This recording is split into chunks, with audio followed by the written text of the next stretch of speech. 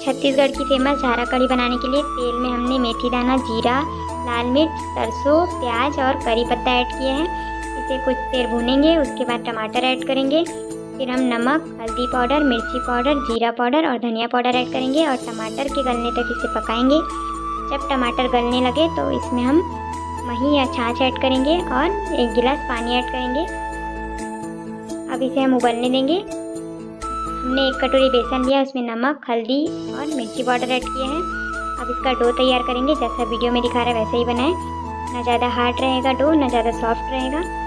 अब हम उबाल आने के बाद इसमें झारा की सहायता से कढ़ी सेव बनाएंगे। इसे झारा की सहायता से बनाते हैं, इसलिए इसे झारा कढ़ी कहा जाता है। तुरंत इसमें चम्मच ना चलाएं, कुछ देर बाद चम्मच चलाएं। कुछ देर बाद इसमें हम धनिया पत्ती ऐड करेंगे और झारा कढ़ी बनकर